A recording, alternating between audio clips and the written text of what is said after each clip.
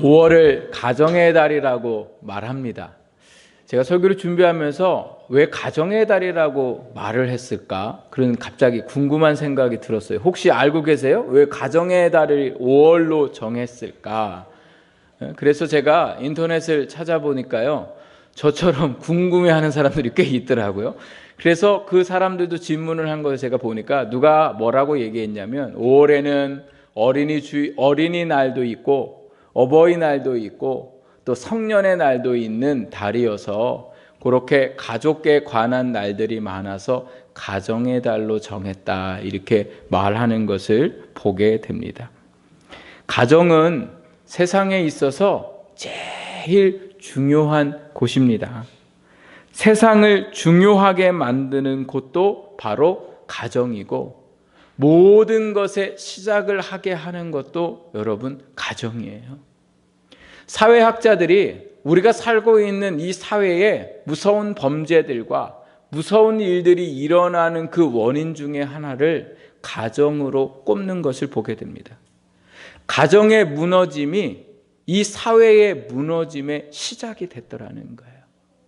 가정에서의 관계가 잘못되면 그 장괴된 잘못들이 세상에 나아가 엉클어지는 일들이 일어나게 되더라는 거죠. 제가 언젠가 기사를 보니까요, 아침에 부부가 출근을 하고 또 이렇게 나가는 그때에 뽀뽀를 하고 나가는 부부하고 그냥 나가는 부부하고 싸우고 나가는 부부하고 엄청난 차이가 있더라는 거예요. 그래서 부부 되시는 분들은 아침에 꼭 헤어질 때 뭐 하고 가셔야 돼요? 뽀뽀하고 가셔야 돼요. 그냥 맨입으로 보내시면 안 되고 꼭 그렇게 하셔야 되더라는 거예요. 아니 진짜 그 통계들이 그렇게 나왔더라는 거예요. 이만큼 가정이 얼마나 중요한지 이루 말할 수 없습니다. 교육도 어느 교육이 제일 중요해요? 학교 교육? 아니요. 가정 교육이 잘 돼야 된다고 사람들이 말합니다.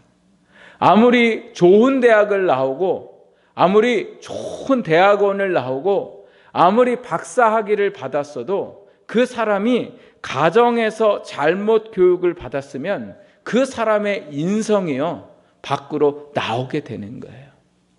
겉으로는 사람이 멀쩡해 보이지만 가정에서 무엇을 보고 무엇을 듣고 무엇을 배웠냐에 따라 그 삶이 완전히 달라지게 되는 것을 볼 수가 있습니다. 이처럼 가정이 얼마나 중요한지 모릅니다. 그런데 제가 오늘 설교를 준비하면서 가정에서 제일 중요한 게 무엇일까? 중요한 게 너무 많아요, 가정에. 그런데 그 가정을 화목하게 하고 그 가정을 잘 되게 하고 이것을 잘하면 상처를 받았던 것들이 회복되기도 하고 갈등이 있었던 그 갈등들이 회복되는 것을 보게 됩니다.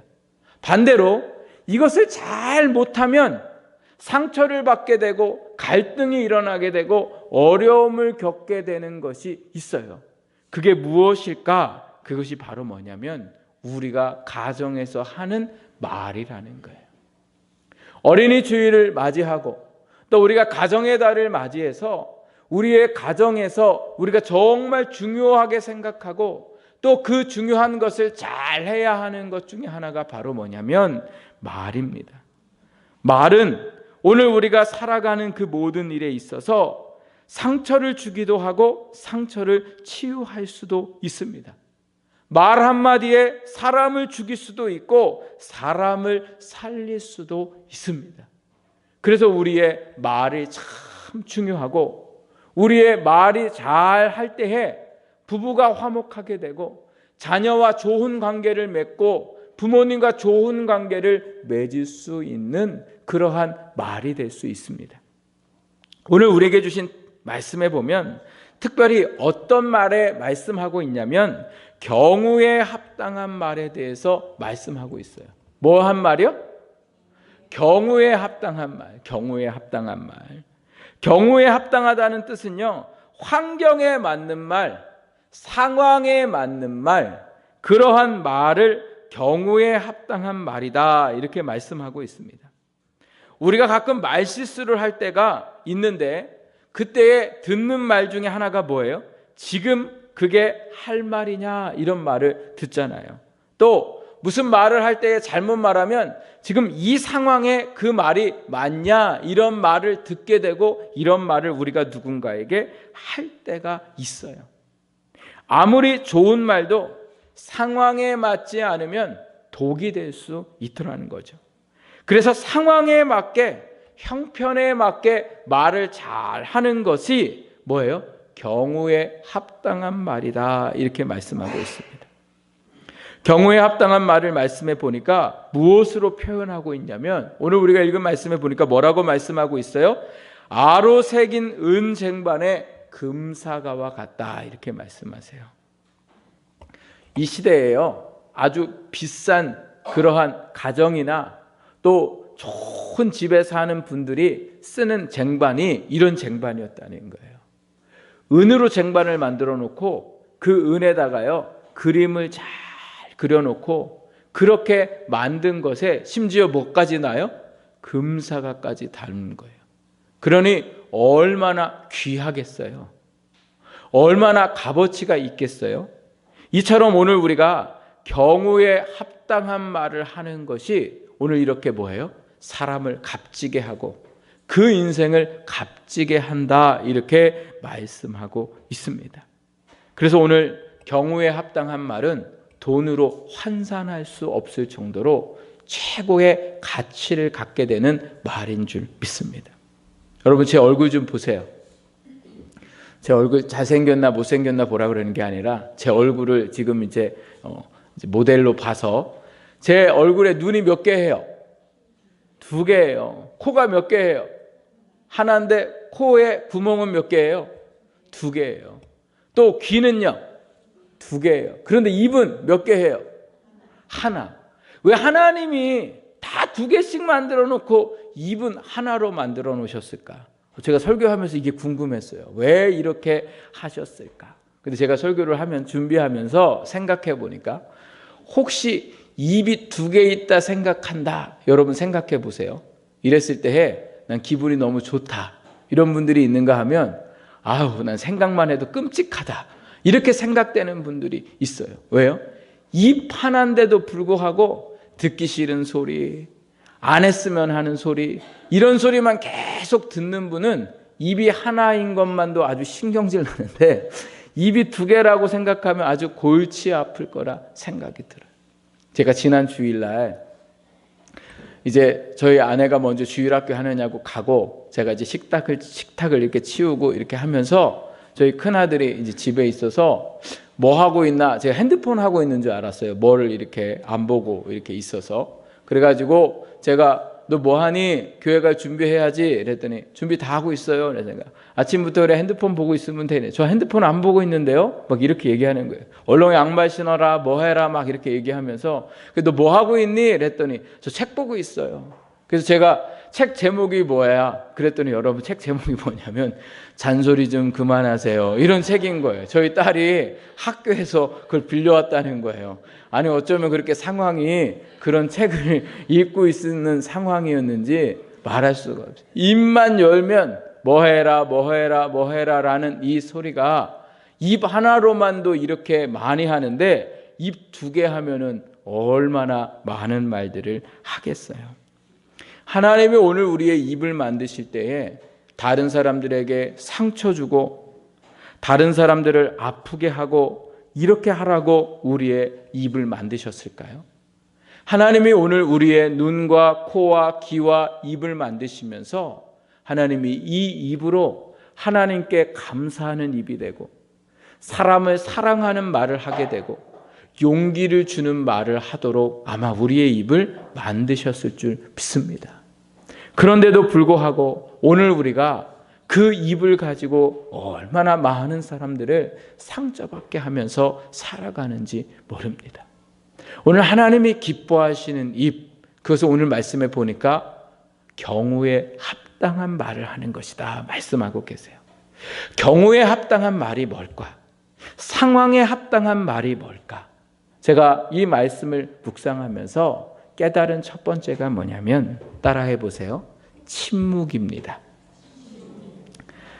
때로는 침묵이 최고의 말이 될 수 있어요. 잠언 10장 9절에 보니까 이렇게 말씀하고 계세요. 말이 많으면 허물을 면하기 어려우나 그 입술을 제어하는 자는 지혜가 있다. 이렇게 말씀하고 계세요. 말은 많이 할수록 좋은 것은 아니에요. 그래서 우리가 말할 때 이런 말을 할 수 있어요. 좋은 말도 뭐예요? 몇 번 해야 돼요?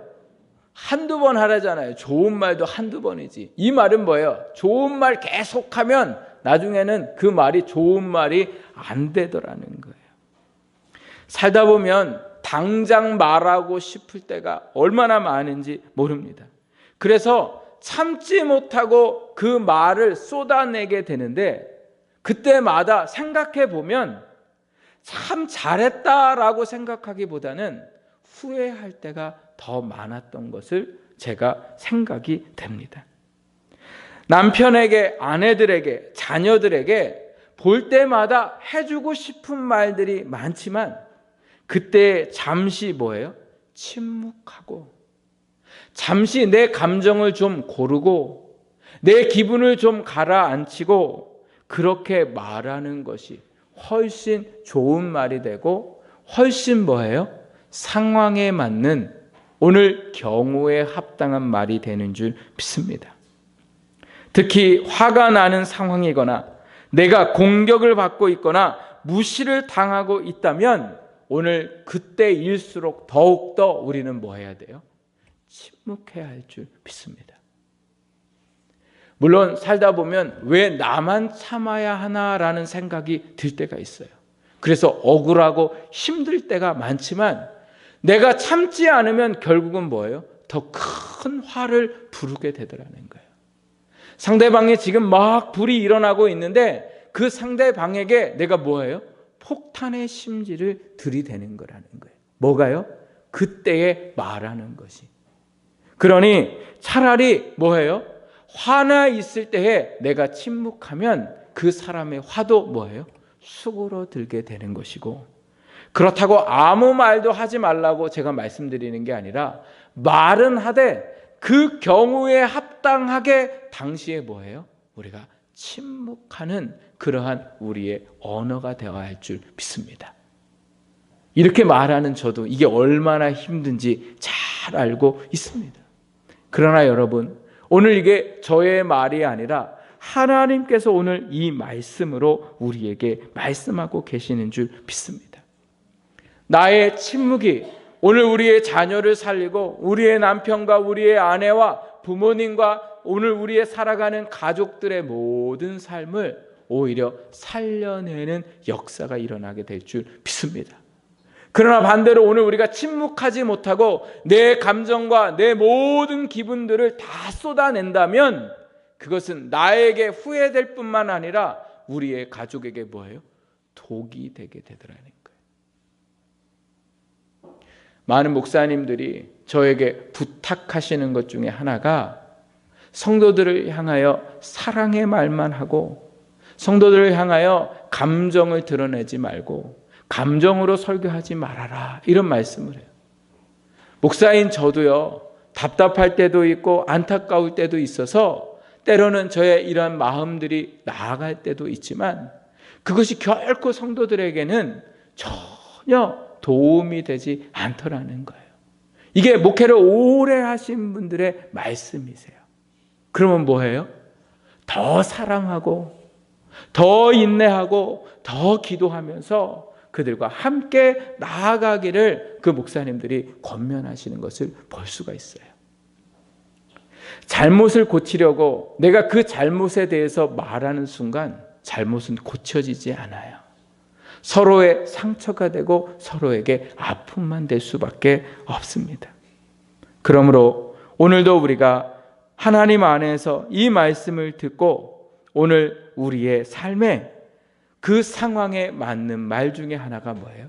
침묵임을 믿고 내가 말하고 싶을수록 더욱더 침묵할 수 있는 우리 모든 성도들이 되시기를 주님의 이름으로 축복합니다.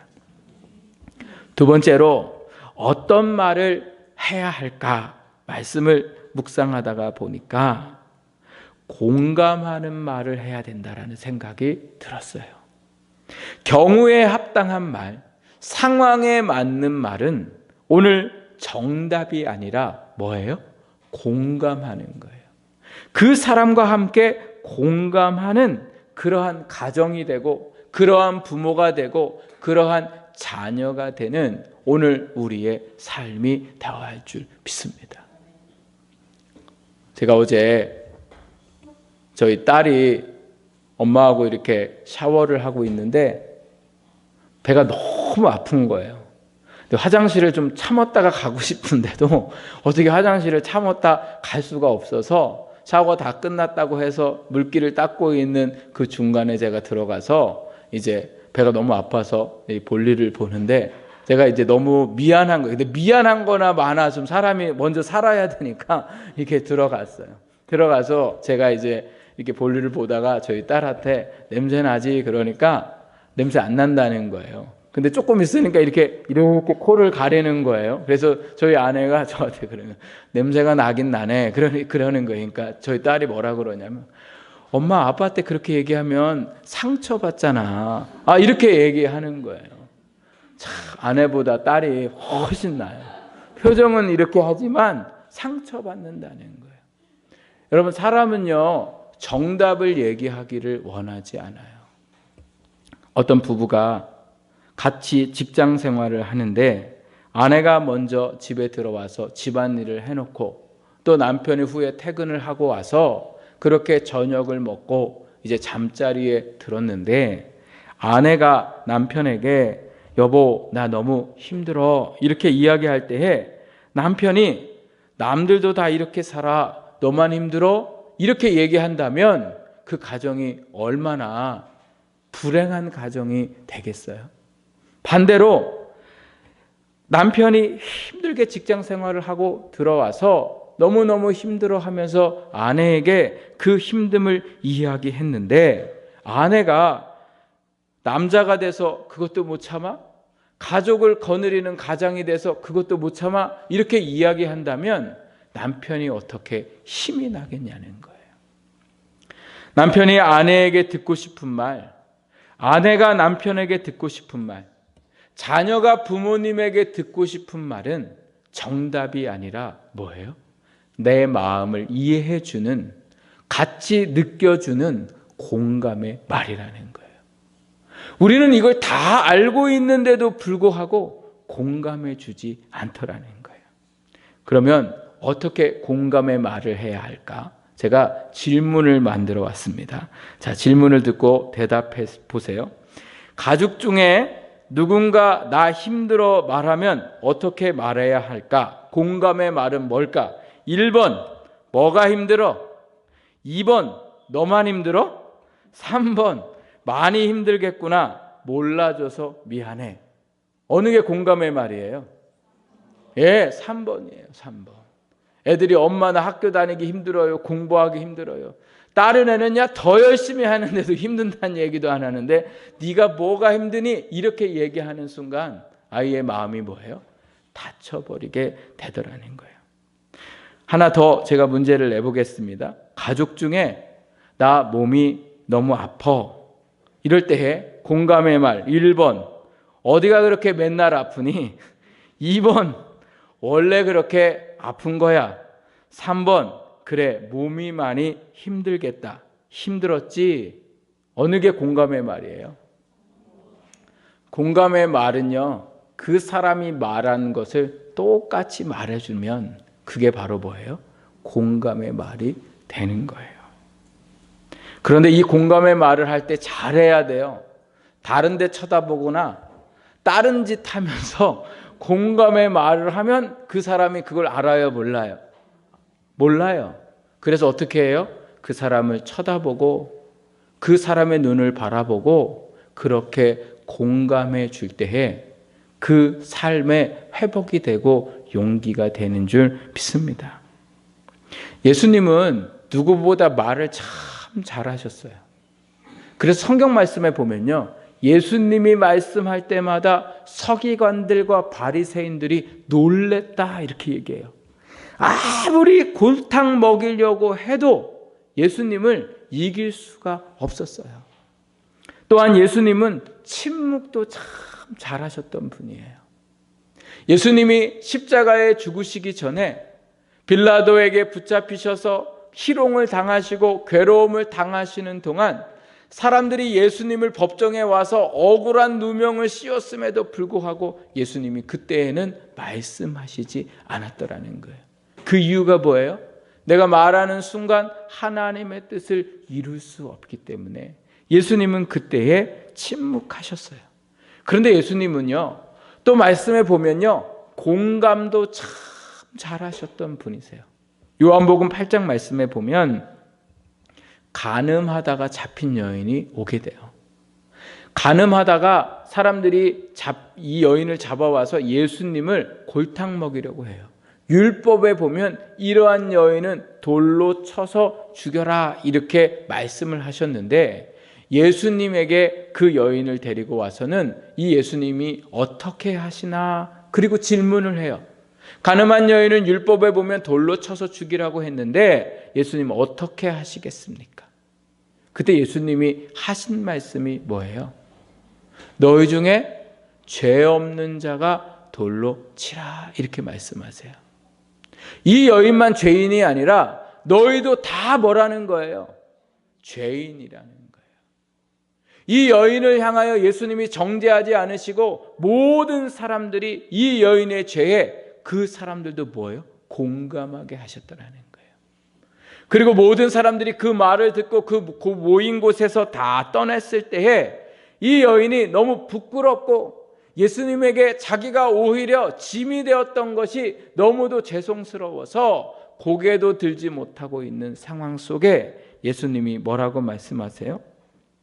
여기에 너를 정죄하는 사람이 없듯이 나도 너를 정죄하지 않겠다 이렇게 말씀하세요. 그리고 뭐예요? 다시 가서는 죄를 범하지 말아라 이렇게 말씀하세요.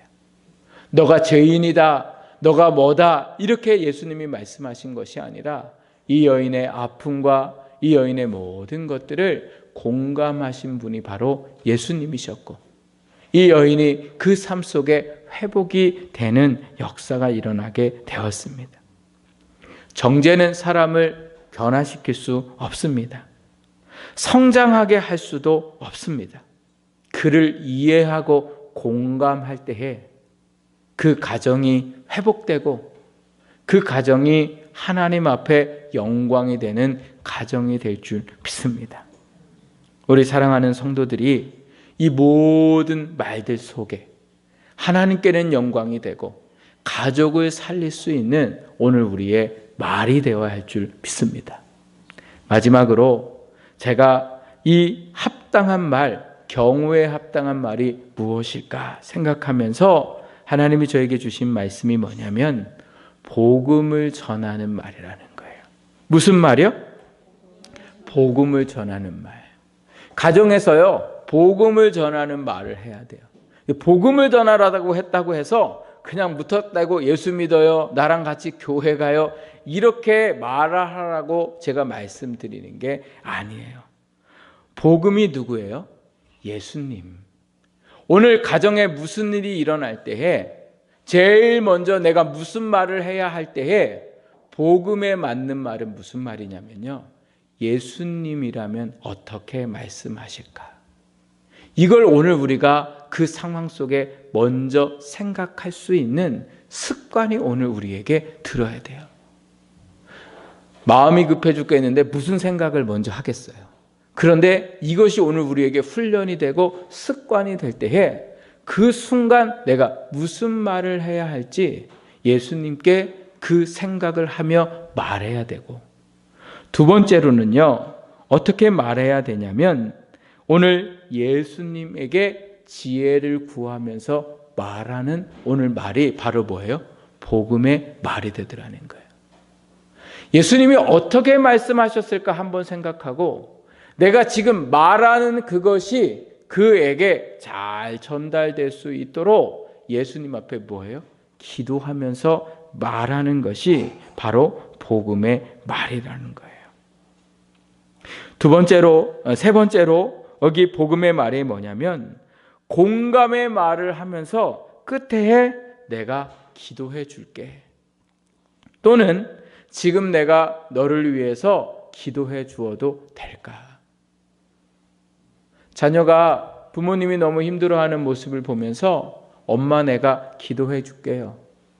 그래서 그 엄마를 끌어안고 기도해 주면 어린 자녀의 그 간단한 기도지만 그 자녀의 기도가 얼마나 큰 힘이 되는지 모릅니다. 자녀가 믿고 믿지 않고 그래도 그 힘든 상황에 자녀를 끌어안고 기도해 주는 엄마의 기도가 자녀에게 힘이 되는 줄 믿습니다. 그게 바로 뭐예요? 복음의 말인 거예요. 사랑하는 남편에게도 여보 내가 기도해 줄게. 여보 힘들지? 내가 더 많이 기도할게. 이렇게 남편에게 아내에게 그렇게 기도해 주고 사랑해 주는 그 말을 할 때에 그것이 바로 뭐예요? 복음의 말이 되더라는 거예요. 그리고 가족들이 힘들고하고 어려워할 때에 엄마가 혹은 아빠가 혹은 내가 이렇게 어려움 중에 하나님 앞에 기도하고 하나님을 의지했더니 나한테 이런 역사를 일으키신 것처럼 너도 이렇게 한번 같이 나랑 신앙생활하고 하나님 앞에 같이 기도했으면 좋겠다. 이게 예수 그리스도를 증거하는 삶이고 복음이 되는 줄 믿습니다. 오늘 우리의 가족에게 필요한 말은 많은 말들이 있지만 바로 무엇보다 중요한 것은 복음의 말이라 믿습니다. 많은 사람들에게 존경받는 목사님이 최근에 은퇴를 하셨는데 은퇴를 하면서도 불구하고 참 많은 사람들에게 많은 목사님들에게 귀감이 되고 도전이 됐는데요. 이 목사님은요 글도 잘 쓰실 뿐만 아니라 늦게 목사가 되신 분이세요. 목사가 되기 전에 뭐 했냐? 큰 회사에 중견직을 맡아서요 교회는 안 다니시고 맨날 술을 드시고 오셨던 분이세요. 근데 참 다행히 이 아내 되시는 사모님이 교회를 다니시고 신실하게 예수님을 믿는 믿음의 사람이었는데 이 목사님이 본인은 교회를 안 가고 이러니까 얼마나 교회에 대해서 비판을 하고 아내가 기도하면 기도한다고 비아냥거리고 뭐 한다고 그러면 뭐 한다고 그렇게 비아냥거리면서 그렇게 인생을 살던 이 목사님이 완전히 변화되게 되는 사건이 있게 되는데 그때가 언제냐면 그날도 여김없이 술을 잔뜩 먹고 집에 들어와서 이제 아내에게 여러 싫은 소리를 하고 누워서 자다가 보니까 새벽이 됐는데 아내가 없는 거예요. 그래서 어디 갔나 하고서 방문을 열고 나와봤더니 아내가 작은 방에서 기도를 하고 있더라는 거예요. 기도. 그래서 이 목사님은요 속으로 이런 생각을 했대요. 우리 마누라가 내가 못 살게 구니까 하나님 앞에 내 욕하나 보다. 참 원래 죄가 많은 사람은 이렇게 스스로 캥기는 거예요. 그래가지고요 문을 살짝 열려가지고 도대체 무슨 기도를 하나 이렇게 봤더니 자기의 옷을 끌어안고 이 남편이 구원받을 수 있도록 이 남편이 예수님을 믿을 수 있도록 그렇게 눈물을 흘리며 자기를 축복하는 기도하는 그 소리를 듣고 이 목사님이 그 순간 성령님이 역사하신 거죠. 순간 마음의 문이 확 열렸대요. 내가 그렇게 비아냥거리고 못 살게 굴었음에도 불구하고 자기 아내가 자기를 위해 기도하는 것을 보면서 내가 얼마나 못된 인간인가를 깨닫게 되었고 이번 주일부터 당장 내가 교회 가겠다 결심을 하고 아내에게 그 자리에서 무릎을 꿇고요. 그동안 너무 내가 힘들게 했던 거 미안하다고 그러면서 주일부터 내가 교회 가겠다 이렇게 약속을 하고 그 주일부터 교회에 갔다가 예수님 믿게 돼가지고 목사님까지 되셔서 정말 많은 사람들에게 귀감이 되고 정말 존경받는 목사님이 되신 것을 볼 수가 있습니다. 여러분 오늘 수많은 말을 해야 되고 수많은 말들이 필요하지만 오늘 이 복음의 말보다 더 귀한 것은 없는 줄 믿습니다. 그래서 가족을 위해 기도해주고 무슨 일이 있으면 끌어안고 기도해 주고 예수님을 전하는 오늘 우리의 믿음이 될 때에 말씀에 나와 있는 것처럼 주 예수를 믿으라 그리하면 너와 내 집이 구원을 얻는 역사가 일어나게 될 줄 믿습니다. 가정의 달을 맞이하여 자녀들에게 선물도 줘야 되고 부모님을 찾아가서 또 용돈도 드려야 하고 여러 가족의 사랑을 나누는 이 달에 좀 더 말을 잘하고 사랑의 말을 하고 공감하는 말을 하고 그렇게 살아갈 때에 그리고 믿지 않는 가족들에게 예수님의 그 마음으로 그들을 위해 기도하고 복음을 전할 때에 우리의 가정이 주 안에 하나가 되고 구원받는 가정으로 하나님께 영광을 돌리는 가정으로 승리하게 될 줄 믿습니다. 이 한 주도 믿음의 말을 하면서 승리하는 저와 여러분의 가정이 되기를 주님의 이름으로 축복합니다.